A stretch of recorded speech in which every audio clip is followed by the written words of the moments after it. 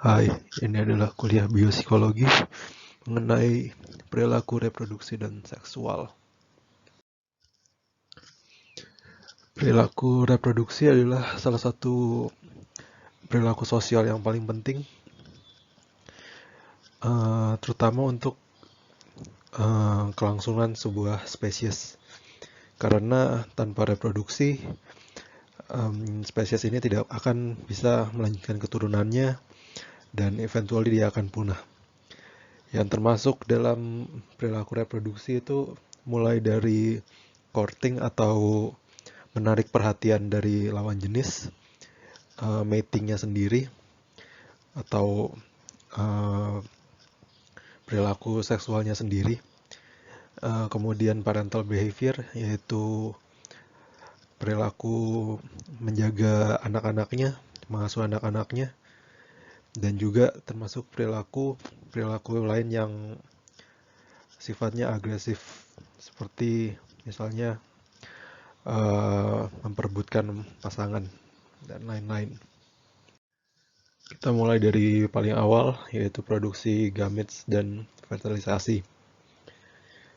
Jadi semua sel di dalam tubuh manusia itu memiliki 23 pasangan kromosom. Dan semua informasi genetik yang ada di tubuh kita itu ada di dalam semua sel. Semua DNA itu lengkap di dalam semua sel.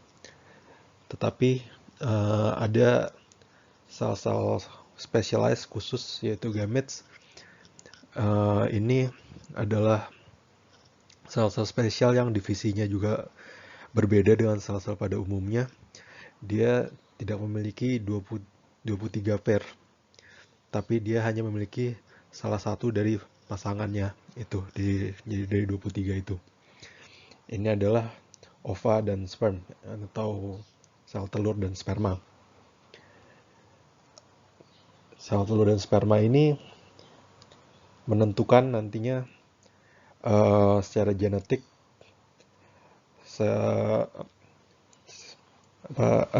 seksual dari seseorang, terutama dari sel sperma dari laki-lakinya. Karena yang mengontrol gender atau seks secara genetik itu ada di sperma, which is Y kromosomnya. Jadi kalau sperma dan ovumnya sama-sama mempunyai X kromosom, jadi X dan X, dia menjadi perempuan. Sementara kalau di spermnya ada Y kromosom, jadi ketika fertilisasi dia menjadi X dan Y, itu menjadi laki-laki. Jadi ini ilustrasinya, ova atau sel telur itu selalu hanya mempunyai X kromosom, karena di perempuan hanya ada X kromosom. Jadi possibilities-nya adalah mereka hanya menghasilkan X kromosom, sedangkan di sperma ada X dan Y. Dan ketika sperma yang diproduksi itu memiliki Y kromosom, dan dia fertilisasi dengan sel telur, maka ini akan menjadi laki-laki secara genetik. Kemudian bagaimana seksual organ itu sendiri develop? Jadi seks organ itu ada 3 kategori. Gonadsnya, which is bagian dari seks organ yang nantinya akan memproduce ova dan sperm. Kemudian internal seks organnya dan external seks organnya. Jadi yang gonad itu ada 2 fungsinya. Yang pertama tadi memproduksi ova dan sperm. Kemudian ini juga akan nantinya mensekresi hormon yang tentunya akan berpengaruh juga pada development seksual dari seseorang, either menjadi laki-laki atau menjadi perempuan. Pada awalnya sampai minggu ke-6 dari development di dalam sang ibu dari prenatal, fitusnya itu laki-laki dan perempuan adalah identical, jadi tidak ada perbedaan di seksual organnya. Kemudian faktor yang akan mengontrol developmentnya either menjadi laki-laki dan menjadi perempuan itu ada di Y kromosom tadi yang disebut SRY ini. Gen ini memproduksi protein yang disebut testis determining factor yang kemudian mengaktifkan DNA di selnya, yang gonad yang tadinya belum didiferensiasi kemudian mendiferensiasikan menjadi testis. Nah, ketika gen SRY ini tidak ada, maka testisnya akan tidak develop dan gonadnya akan develop menjadi ovarium atau ovaries. Nah, setelah gonadnya ini differentiate either menjadi testis atau menjadi ovaries, maka dari sinilah baru mulai akan ada beberapa event yang kemudian akan mendetermine gender dari seseorang. Dan caranya ini adalah dengan sekresi hormon yang kemudian either memiliki efek organisasional, jadi mengorganisasi struktur, dan juga efek aktivasi, jadi mengaktifasi perubahan-perubahan yang terjadi. Jadi pada tahap awal dari development di embryo itu, seks organnya itu biseksual. Jadi mereka ada prekursor untuk organ laki-laki dan perempuan. Tetapi pada saat proses gestasi pada bulan ketiga, hanya salah satu dari prekursor yang biseksual ini develop dan menjadi either organ laki-laki atau perempuan. Prekursor untuk organ internal perempuan disebut Mullerian system. Ini nantinya akan develop menjadi fimbria, fallopian tube, uterus, dan bagian dalam 2/3 dari vagina. Kemudian prekursor internal buat laki-laki yang disebut dengan Wolffian system, ini nantinya akan develop menjadi epididymis, vas deferens, dan seminal vesicle. Gender dari internal sex organ ini ditentukan oleh ada atau tidaknya hormon yang disekresi dari testis atau dari organ laki-laki. Hormon ini ada hanya di sistem laki-laki, di Wolffian system. Jadi, sementara di Mullerian system ini dia tidak membutuhkan hormon apapun untuk menstimulasi perkembangan dari gonadnya. Jadi ini ilustrasinya. Ini bagian saat early development. Dia bisexual, ada yang laki-laki, yang merah, ada juga yang perempuan, yang bagian biru ini. Dan gonadnya masih immature, belum develop menjadi either menjadi testis atau menjadi ovari. Kemudian setelah 3 bulan dan si gonadnya ini yang menjadi testis mengeluarkan hormon, dia akan menstimulasi development untuk menjadi organ laki-laki dan menghilangkan yang organ perempuannya, atau sebaliknya ketika tidak ada hormon, yang organ perempuannya develop dan yang organ laki-lakinya hilang. Nah, caranya si testis ini mengontrol developmentnya menjadi either organ laki-laki atau perempuan itu dengan cara mensekresi 2 hormon. Yang pertama ada peptide hormon yang namanya anti-Mullerian hormone. Fungsinya adalah untuk defeminizing atau menghilangkan bagian yang perempuan. Tadi kan yang sistem perempuan namanya Mullerian system, anti-Mullerian, bagian Mulleriannya dihilangkan. Kemudian hormon yang kedua, steroid hormon, bernama androgen, yang berarti memproduce laki-laki. Ini menstimulasi development dari Wolffian system, jadi masculinizing. androgen sendiri ada dua tipe. Yang pertama testosteron, ini disekresi dari testis langsung. Kemudian ada juga yang namanya dihydrotestosteron, ini testosteron yang di-convert menggunakan enzim. Jadi tadi sistemnya tergantung dengan hormon-hormon yang disekresi dari testis. Tapi proses ini bisa mengalami defect tentunya. Yang pertama ada sindrom namanya androgen insensitivity syndrome. Bisa dilihat dari namanya, berarti ini keadaan di mana uh, ada ketidaksensitifan terhadap androgen.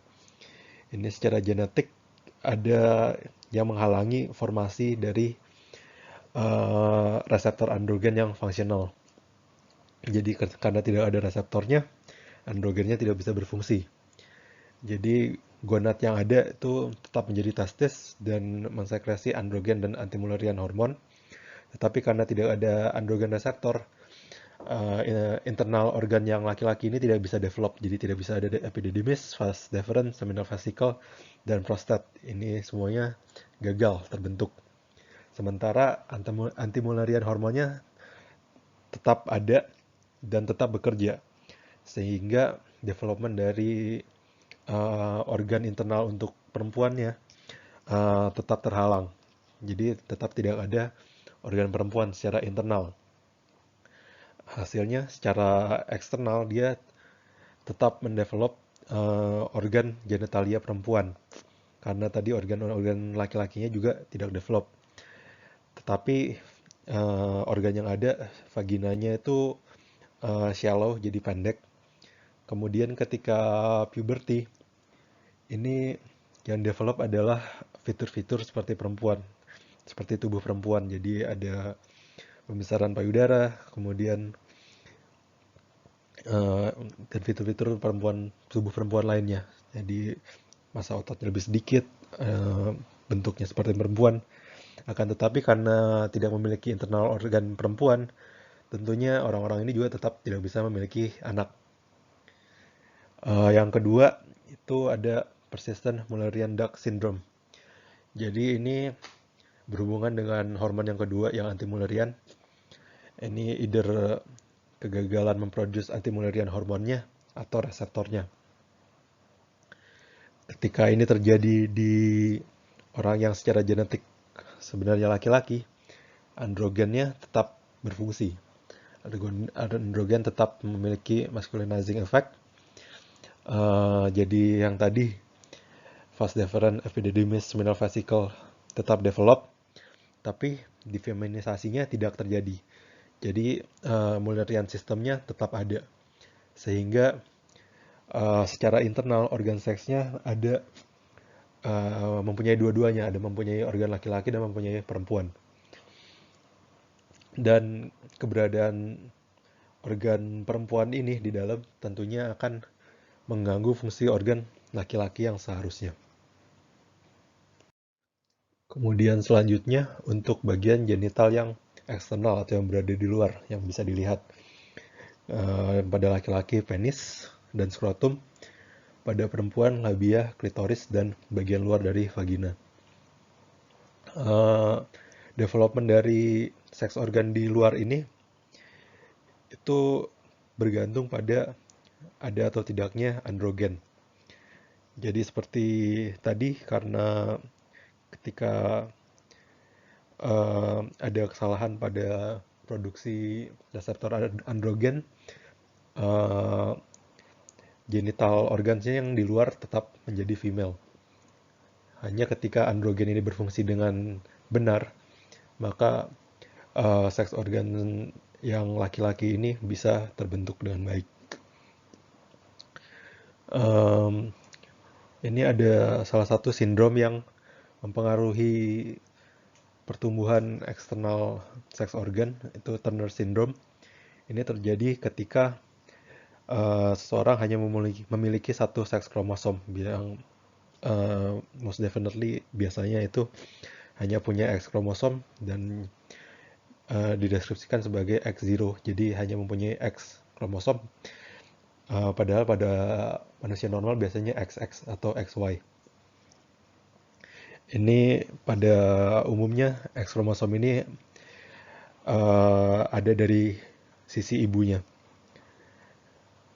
Kemudian orang-orang yang memiliki sindrom ini tidak memiliki gonad, karena gonad ini developmentnya membutuhkan dua kromosom, either XX atau XY, sehingga mereka bisa menjadi ovari atau menjadi testis. Nah, uh, secara eksternal, orang-orang ini nantinya develop menjadi perempuan, karena tadi development untuk laki-laki membutuhkan Y kromosom. Di sini yang ada hanya X, dia tidak mempunyai gonad, tetapi dia tetap develop menjadi perempuan karena development untuk menjadi perempuan itu tidak membutuhkan hormon apa-apa. Dan organnya secara internal dan eksternal semuanya normal seperti perempuan, hanya dia tidak mempunyai gonad, sehingga juga tidak bisa memproduksi sel telur dan tidak bisa mempunyai anak. Jadi secara basic ya, secara natural itu developmentnya itu cenderung mengarah ke development perempuan, kecuali tadi ada intervensi dari androgen dan anti-Mullerian hormon. Kemudian ini ilustrasinya. Jadi pada awal perkembangan itu mereka tidak ada perbedaan in different stage. Jadi bentuknya ada phallus, genital swelling, urethral slit atau ini ntar pembukaan uretral fold, ini lipatannya nanti akan membentuk uretra. Kemudian ini ada bagian ekor tail yang nantinya akan hilang di manusia. Kemudian ketika dia mulai develop itu ada perbedaan tentunya di glandsnya, di urethral fold-nya. Kemudian itu pada minggu ke-7 atau ke-8. Kemudian sampai pada minggu ke-12 barulah ini ada perbedaan yang sangat jelas, pembentukan di eksternalnya ya. Jadi ada pembentukan di perempuan, ada klitoris, ada labia, ada urethral mitusnya, ada permukaan vaginanya, labia minora.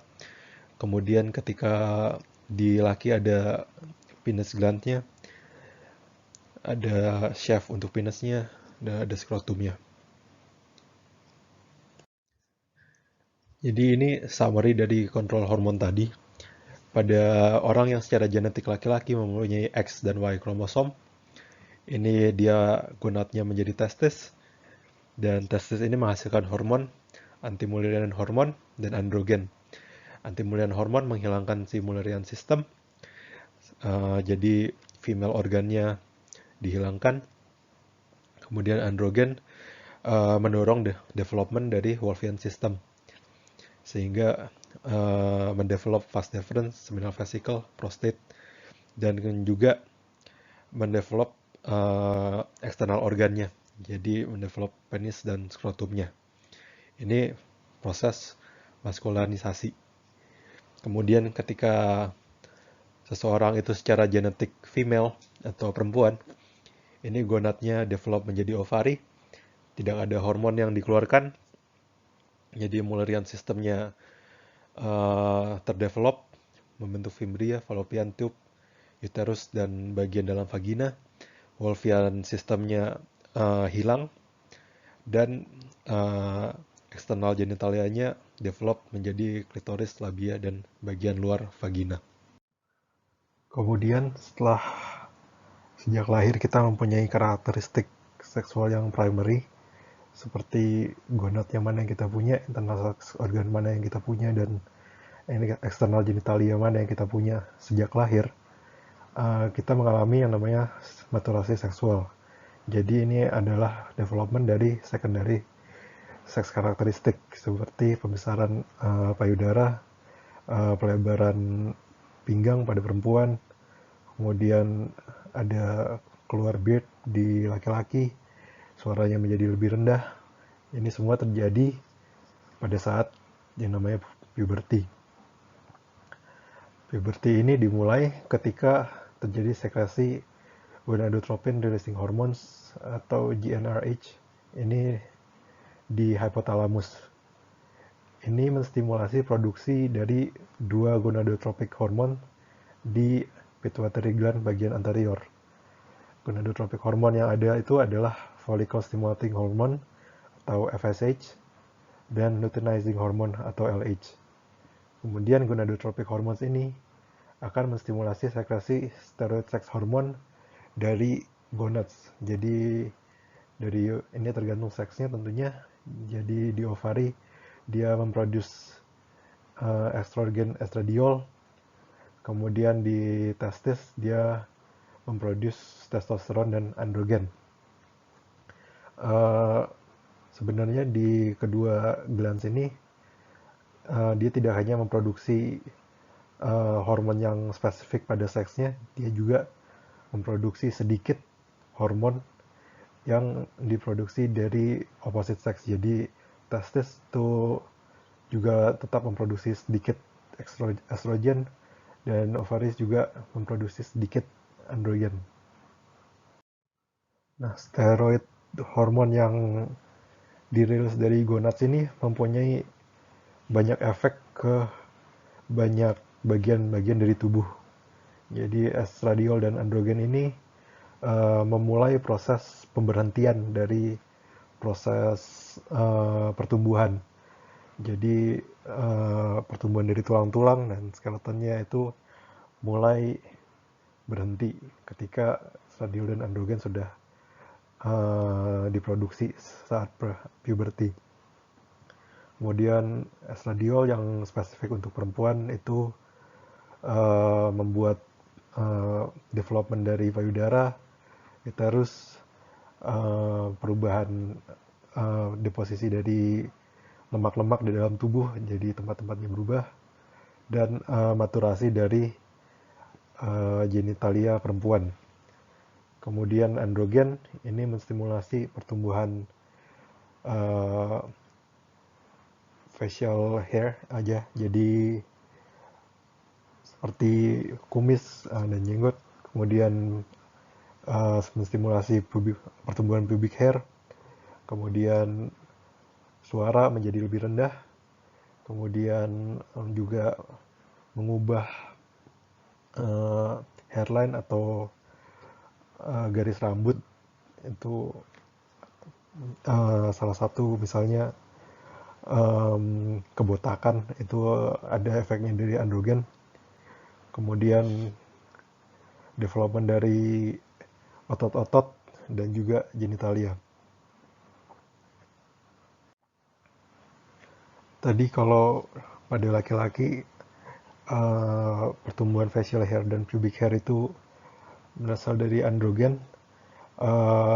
Di perempuan juga sama, tapi androgennya ini disekresi di adrenal gland. Jadi androgennya berbeda, tetapi efek yang dikeluarkan mirip-mirip, yaitu pertumbuhan rambut. Kemudian potensial dari hormon-hormon ini untuk mendevelop karakteristik sekundari dari seks itu tetap ada sepanjang hidup. Jadi ketika seorang laki-laki diberi treatment yang diberi estrogen, ini dia bisa mendevelop karakteristik seperti perempuan, seperti misalnya dia bisa memiliki payudara, kemudian facial hair-nya bisa menjadi lebih lembut seperti di perempuan. Sementara jika sebaliknya di perempuan yang menerima level androgen yang tinggi, ini dia juga bisa mendevelop karakteristik seperti laki-laki, seperti lebih banyak facial hair-nya, kemudian suaranya juga bisa menjadi lebih rendah seperti suara laki-laki. Kemudian ini ilustrasinya aja. Jadi GnRH yang tadi dirilis dari hypothalamus, kemudian menstimulasi pituitary gland untuk memproduce gonadotropic hormone. Ketika dia menstimulasi testis, dia menghasilkan testosteron, sedangkan ketika dia menstimulasi ovarium, dia menstimulasi sekresi estradiol. Kemudian ini adalah beberapa kelas seks hormon. Tadi androgen yang untuk yang mainly dihasilkan laki-laki, testosteron mendevelop Wolffian system, dan kemudian secondary seksual karakteristiknya yang menjadi laki-laki. Kemudian dihydrotestosteron, ini yang tadi testosteron yang kemudian bereaksi dengan enzim 5-alpha reductase. Ini untuk maturasi dari genitalia eksternal. Kemudian ini ada androstenedion. Ini androgen yang dihasilkan oleh perempuan di bagian adrenal glandnya. Ini untuk pertumbuhan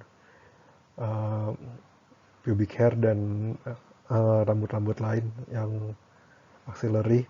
Ini sebenarnya lebih tidak penting dibandingkan testosteron dan hydrotestosteron untuk di laki-laki. Kemudian estrogen itu estradiol yang dihasilkan di ovarium. Ini gunanya untuk maturasi dari genitalia perempuan dan kemudian pertumbuhan payudara, alterasi dari fat deposit, dan lain-lain yang ini menjadi karakteristik sekunderi perempuan. Kemudian ada hormon kelas gestagen, progesteron, yang dihasilkan oleh ovarium. Ini fungsinya untuk memaintain dinding uterus. Jadi dinding uterus yang harus di-maintain sepanjang kehamilan. Ketika ada sel telur dan sperma yang fertilisasi dan kemudian menempel di uterine liningnya, tetapi ketika tidak ada fertilisasi, maka ini progesteron nantinya akan turun dan uterine liningnya akan menipis lagi. Kemudian ada hypothalamic hormones yang tadi GnRH, gonadotropin releasing hormones. Ini menstimulasi sekresi gonadotropins di pituitary. Kemudian gonadotropin hormones, ada follicle stimulating hormones, FSH dan LH, luteinizing hormone. Ini fungsinya untuk development dari follicle ovari dan development dari corpus luteum. Ini dan juga ovulasi. Ini terutama hubungannya dengan siklus seksual dari perempuan. Dan ada juga hormon-hormon lain seperti prolaktin yang disekresi oleh pituitary glands. Ini untuk produksi susu pada perempuan dan untuk refractory period, jadi periode istirahat setelah sexual activity pada laki-laki. Kemudian ada juga oksitosin yang diproduksi di posterior pituitary. Ini untuk sekresi susu di perempuan dan juga untuk orgasm. Kemudian hormon juga mengontrol siklus reproduksi pada perempuan. Siklus yang disebut menstrual cycle pada primates atau estrus cycle pada mamalia yang lainnya. Cycle-nya ini dimulai dengan sekresi gonadotropins di anterior pituitary gland. Jadi follicle stimulating hormone menstimulasi pertumbuhan dari follicles di ovarium. Kemudian follicles yang sudah matur ini mensekresi estradiol yang kemudian menstimulasi pertumbuhan dari dinding-dinding di uterus. Ini sebagai preparasi untuk implantasi sel telur jika terjadi fertilisasi. Kemudian level estradiol yang terus bertambah ini akan men-trigger pelepasan hormon LH atau luteinizing hormone dari anterior pituitary gland yang akan menyebabkan ovulasi. Kemudian follicles-nya akan rupture atau sobek, melepaskan si sel telur ini, ovum. Dengan influence dari luteinizing hormone yang berkelanjutan, ini ovumnya akan menjadi korpus luteum dan akan kemudian memproduksi estradiol dan progesteron yang mempromosikan kehamilan. Ketika sel telurnya ini tidak terfertilisasi atau terlambat, korpus luteumnya ini nanti akan berhenti memproduksi estradiol dan progesteron, dan kemudian dinding-dinding uterusnya ini akan runtuh, dan ini nantinya menjadi menstruasi. Kemudian ini ilustrasinya saja. Jadi dari awal gonadotropin releasing factor ini menstimulasi pituitary gland, kemudian dia merilis follicle stimulating hormone, follicle-nya stimulasi, mendevelop si ovum, kemudian ini nantinya akan merilis estrogen atau estradiol yang nantinya akan menstimulasi lagi pelepasan hormon LH, luteinizing hormone. Kemudian ketika si follicle-nya ini sudah mature, dia akan merilis ovumnya bersama ketika terstimulasi oleh luteinizing hormone. Ini ketika level estrogennya ada di puncak ya, paling tinggi. Kemudian ini nantinya akan berlanjut dengan korpus luteumnya menghasilkan estrogen dan progesteron yang menstimulasi mempromosikan kehamilan atau mempertahankan dinding uterusnya. Kemudian ketika nantinya tidak terjadi kehamilan, akan berhenti sekresinya ini dan uterine liningnya atau dinding uterusnya akan runtuh dan terjadi menstruasi. Ini juga mengilustrasikan hal yang sama. Jadi dari anterior pituitary menghasilkan FSH yang berefek ke ovari, kemudian folikelnya bertumbuh dari ovum terus menghasilkan estradiol yang menjadi umpan balik ke pituitary gland-nya.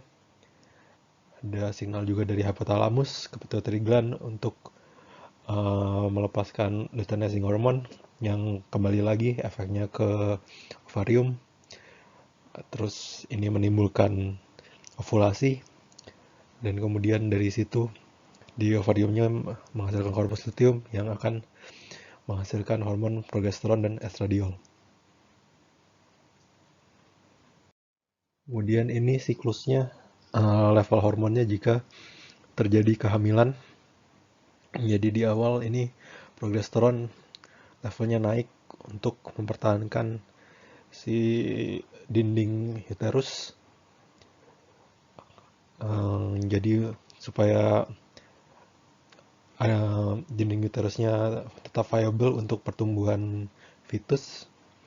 Kemudian prolaktin yang tadinya levelnya rendah pada akhir kehamilan meningkat sangat tinggi, ini untuk mendorong produksi ASI. Kemudian ada estradiol juga yang levelnya dijaga tetap tinggi, ini berhubungan dengan mempertahankan dinding uterus tadi juga. Pada akhir masa gestasi, tentunya progesteronnya sudah tidak dibutuhkan lagi untuk mempertahankan progres dari kehamilan. Maka progesteron turun, prolaktin naik, ini juga untuk persiapan kelahiran, untuk memberi makan bayinya menggunakan ASI. Jadi pada akhirnya progesteron yang turun disertai dengan estradiol yang naik dan juga prolaktin yang naik, ini akhirnya mengindus parturition atau kelahiran. Kemudian hormon-hormon itu selain berpengaruh pada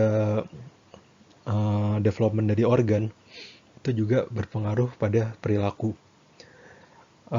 Dan konsepnya sebenarnya sama. Jadi pada dasarnya yang akan develop secara natural itu adalah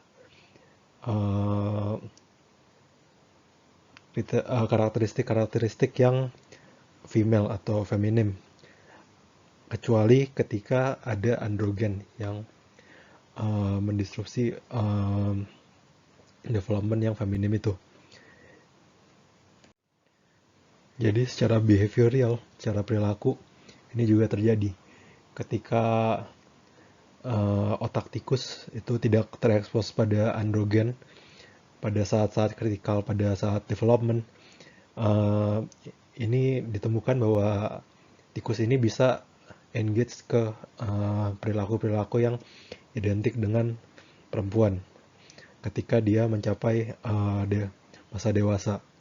Sedangkan jika otaknya ini terekspos pada androgen ketika saat-saat development, ini terjadi defeminisasi dan perilakunya menjadi maskulin. Kemudian di samping hormon yang tadi mengatur perilaku pada satu individu, ada juga namanya feromon. Feromon ini mengantarkan signal dari satu individual ke individual lain yang bisa berefek pada perilaku reproduksinya. Pada mamalia, pheromones ini mostly kebanyakan dideteksi melalui penciuman. Ini ada beberapa contohnya. Pertama ada Liebut effect. Ini fenomena yang ditemukan ketika sekelompok tikus betina yang disimpan bersama-sama di dalam satu kandang. Ini estrus cycle-nya mereka, reproduksi cycle-nya mereka cenderung melambat dan eventually berhenti karena mereka tidak mendeteksi adanya tikus jantan yang kemudian ketika sekelompok betina ini diekspos ke bau dari tikus jantan atau bau dari urinnya, estrus cycle mereka ini bisa kembali mulai lagi berjalan kembali, dan kalau mereka hidupnya masih bersama-sama dan sama-sama terekspos, cycle-nya ini bisa tersinkronis. Ini disebut dengan yang namanya Witten effect. Kemudian ada Vandenberg effect. Ini adalah ketika puberti di tikus betina bisa terjadi lebih cepat ketika dia terekspos kepada bau dari tikus jantan. Tapi fenomena ini tidak ditemukan jika tikus jantan yang digunakan itu sudah dikastrasi atau dikebiri. Jadi ini menunjukkan bahwa produksi feromon dari tikus jantan ini membutuhkan keberadaan hormon testosteron. Lalu ada juga efek feromon yang bisa diamati pada tikus yang sudah hamil, yang sedang hamil. Ketika tikus ini bertemu dengan tikus jantan yang bukan pasangannya, yang bukan menghamili si tikus betina ini tadi, kehamilannya ini sangat mungkin untuk mengalami kegagalan karena keberadaan possible partner yang baru. Ini disebut dengan Bruce effect. Efek dari feromon ini juga dapat ditemukan pada manusia. Seperti misalnya ditemukan bahwa sekelompok perempuan yang sering menghabiskan waktu bersama, seperti misalnya di dalam dormitory, like, atau sekolah khusus perempuan misalnya. Ini menstrual cycle mereka mempunyai tendensi untuk menjadi synchronized atau terjadi pada saat bersamaan. Kemudian perempuan yang secara reguler spend time bersama laki-laki, ini ditemukan bahwa mereka sering kali memiliki menstrual cycle yang lebih pendek, sehingga memiliki lebih banyak chance untuk pregnancy atau reproduksi. Kemudian ada beberapa penelitian lain yang juga menunjukkan adanya efek feromon ini, dan efeknya itu berasal dari bau keringat. Kemudian selanjutnya tentang perilaku seksual.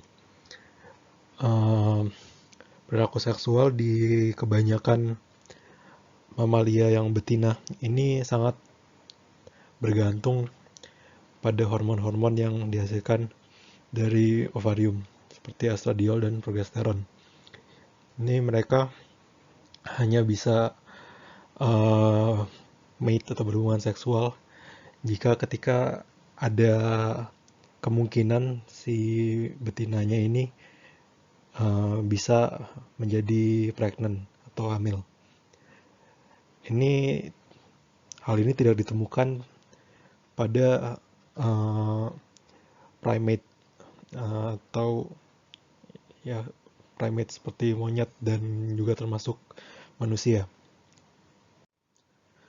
Tetapi walaupun ovarian hormon ini tidak 100% mempunyai kontrol kepada sexual activity dari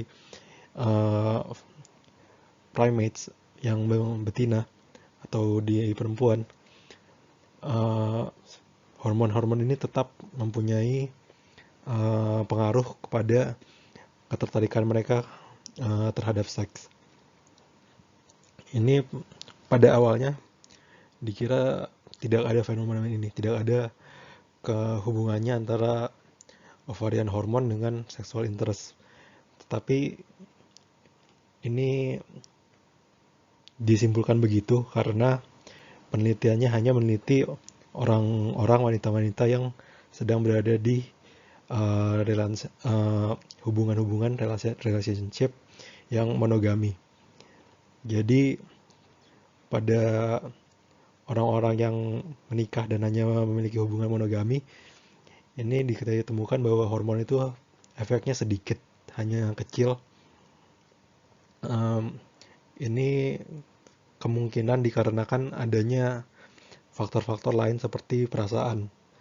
Jadi misalnya, walaupun secara hormonal seorang perempuan ini tidak sedang berada di kondisi yang bisa men-trigger sexual interest-nya mereka, karena misalnya perasaan affection atau perasaan sayang pada pasangannya, ini mereka tetap bisa menginginkan mempunyai hubungan seksual.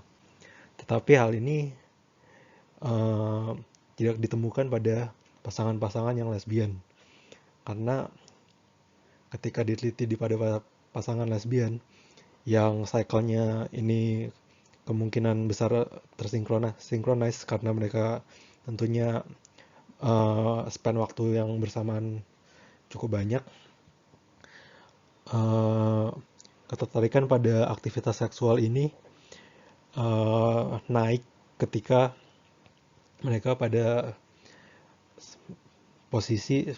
saat berada di bagian tengah-tengah di menstrual cycle mereka, which is bagian ketika terjadi ovulasi. Nah, hal inilah yang memberi sugesti bahwa ada pengaruh hormon di perilaku seksual wanita. Akan tetapi, ada banyak juga faktor-faktor lain yang bisa merubah perilaku seksual wanita ini. Seperti misalnya, apakah mereka ingin mempunyai anak atau tidak. Seperti misalnya. Jadi, jika perempuan ini tidak ingin memiliki anak, maka behavior seksual mereka juga akan terpengaruh, di mana mereka akan menghindari hubungan seksual pada saat-saat mereka sedang ovulasi. Kemudian selain itu juga ditemukan bahwa keinginan hasrat seksual wanita itu bisa distimulasi oleh androgen yang ditemukan bisa memperbesar efek dari estradiol. Jadi pada perempuan-perempuan yang mengalami ovariektomi atau ovariumnya dihilangkan either karena alasan medis apapun, ini mereka diberi terapi estrogen replacement. Nah, ketika terapi ini dibarengi dengan pemberian testosteron, ditemukan wanita-wanita ini memiliki seksual activity yang lebih tinggi dan juga lebih sering orgasme dibanding ketika perempuan-perempuan ini hanya diberikan estrogen dan placebo. Dan testosteron level yang lebih tinggi dosisnya ini bisa meningkatkan kayak hasrat seksual, fantasi seksual, masturbasi dan intercourse ini 2-3 kali lipat lebih tinggi dibandingkan baseline atau dibandingkan normal. Ini diagram yang menggambarkan hasrat seksual perbedaannya di antara laki-laki dan perempuan. Jadi pada perempuan ini mereka lebih sering menginisiasi sexual relationship ketika siklus menstruasi mereka sedang berada pada bagian ovulasi. Jadi seperti pada yang di pasangan yang lesbian tadi, berada saat di tengah-tengah mereka lebih sering menginisiasi sexual intercourse. Ini dengan catatan bahwa tidak ada faktor-faktor lain yang ikut berkontribusi, seperti contohnya tadi apakah wanitanya ingin hamil atau tidak. Sementara pada laki-laki ini cenderung selalu sama, karena laki-laki tidak mempunyai perubahan pada level hormon yang siklus yang seperti perempuan. Nah, pada laki-laki efek hormon itu cenderung sama pada manusia dengan hewan-hewan lain. Jadi ini berhubungan dengan level testosteron mereka. Ketika level testosteron itu normal, mereka akan jadi fertile dan bisa berhubungan seksual dengan normal. Akan tetapi jika tidak ada testosteron, maka mereka tidak bisa menghasilkan sperma dan jadi akhirnya juga tidak bisa berhubungan seksual. Ini ditemukan buktinya dengan memberikan GnRH antagonis. Jadi ini menginhibisi produksi testosteron. Kemudian ini mereka ditemukan mengurangi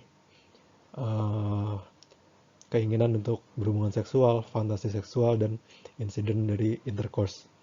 Tetapi ini mungkin dependen kepada pengalaman-pengalamannya sebelumnya. Jadi bila misalnya laki-laki ini memang sudah sering intercourse, maka pengurangan dari sexual desire, interest, dan fantasi ini mungkin berkurangnya lebih lambat, lebih pelan-pelan dibandingkan jika laki-laki ini tidak sering berhubungan seksual. Ini contohnya ditemukan pada monyet. Jadi monyet yang statusnya berada di atas, yang paling seperti pack leadernya misalnya, yang dia sering berhubungan seksual dengan banyak pasangan yang berada di lingkungannya, itu dia ketika diberikan antagonis ini, ketika testosteronnya tidak diproduksi lagi, dia tetap memiliki hasrat dan tetap melakukan hubungan seksual dengan betina-betinanya. Akan tetapi jika ini dilakukan di monyet yang level kastanya level bawah gitu, yang tidak mempunyai banyak pasangan misalnya, yang bukan pemimpin dari pack-nya, itu dia eh, pengurangan dari sexual desire-nya ini jauh lebih cepat. Kemudian testosteron ini tidak hanya mempengaruhi aktivitas seksual, tetapi sebaliknya juga produksi testosteron ini juga bisa dipengaruhi oleh aktivitas seksual. Bahkan hanya dengan memikirkan tentang aktivitas seksual itu bisa mempengaruhi level testosteron. Seperti contohnya, eh, rate dari pertumbuhan jenggot itu berhubungan dengan level androgen. Nah, ini ketika ada seseorang yang hidupnya terisolasi dan dia hanya sesekali mengunjungi kota dan dia harus shaving, itu dia ada kala di mana dia mengukur seberapa banyak sih yang dia shave.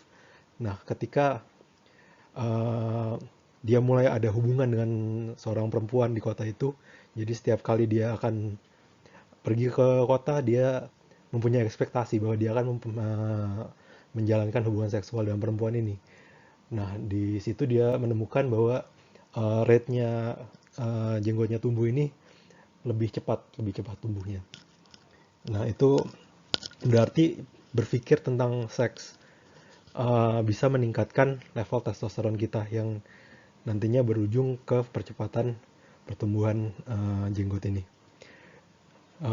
Ini juga ditemukan pada saat laki-laki menonton film yang erotik. Ini ditemukan testosteron mereka naik. Jadi hanya berpikir saja ini bisa menginfluence level testosteron. Kemudian selanjutnya tentang sexual orientation atau orientasi seksual. Pada orang pada umumnya, setelah mereka mengalami puberti, mereka akan mulai develop keinginan seksual dan atraksi secara romantik kepada orang-orang yang berlawanan gender. Akan tetapi beberapa orang minoritas itu justru tertarik pada gender mereka sendiri. Ini yang diketahui dengan homoseksual. Pada zaman dulu, pada tahun 91, itu diklaim bahwa prediktor untuk homoseksuality itu adalah perasaan-perasaan homoseksual yang bisa muncul 3 tahun sebelum aktivitas homoseksual pertama kali terjadi. Ini prediktornya menggunakan sistem self-report. Jadi orangnya harus mereport sendiri apakah mereka mempunyai perasaan-perasaan homoseksual ini atau tidak. Akan tetapi ini tidak mensupport adanya faktor-faktor psikososial misalnya dan environment gimana si orang ini berkembang. Secara biologis, penjelasan yang paling masuk akal tentang homoseksualitas ini adalah perbedaan-perbedaan yang ada di otak secara struktural yang mungkin terjadi karena perbedaan exposure pada dasar dalam kandungan terhadap androgen. Jadi ketika dalam kandungan, jika seseorang yang secara genetik adalah perempuan, tapi dia mengalami congenital adrenal hyperplasia, di mana dia terekspos kepada hormon androgen secara eksesif yang dihasilkan dari adrenal gland. Ini dia bisa develop sexual orientation yang maskulin, sehingga dia menjadi tertarik pada perempuan juga dan menjadi lesbian. Dan sebaliknya juga, ketika orang yang secara genetik laki-laki, otaknya tidak terekspos kepada androgen dengan cukup, ini dia bisa develop menjadi perilaku yang feminin dan kemudian menjadi gay.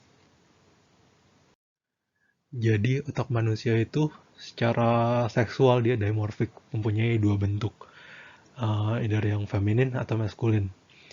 Ini adalah hasil dari exposure terhadap androgen saat prenatal atau saat dalam kandungan, dan early postnatal atau pada awal-awal setelah dilahirkan.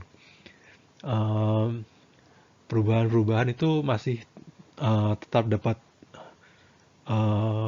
terjadi lagi saat puberty. Ini adalah saat dimana level androgen bisa kembali meningkat. Maka dari itu otak laki-laki dan perempuan itu biasanya juga ada beberapa perbedaan-perbedaan. Seperti misalnya otak perempuan, kedua hemisfernya kanan kiri itu lebih cenderung berbagi fungsi dibandingkan dengan laki-laki yang fungsinya lebih terlateralisasi. Kemudian ada juga faktor keturunan pada sexual orientation. Jadi ada genetic factornya juga. Ini buktinya adalah dari twin studies, jadi mempelajari orang-orang yang kembar. Jadi ketika mereka ini kembar siam, uh, rate-nya bahwa kedua orang yang kembar ini yang memiliki genetik yang sama, sama-sama menjadi homoseksual itu ada 52%. Sedangkan untuk orang yang hanya fraternal twins yang tidak identical, rate-nya ini hanya 22%. Maka dari itu, secara biologis, kita bisa mengatakan ada dua faktor yang mempengaruhi orientasi seksual seseorang, yaitu pertama hormon exposure dari prenatal, dari dalam kandungan, dan juga faktor keturunan atau hereditary. Sekian, terima kasih.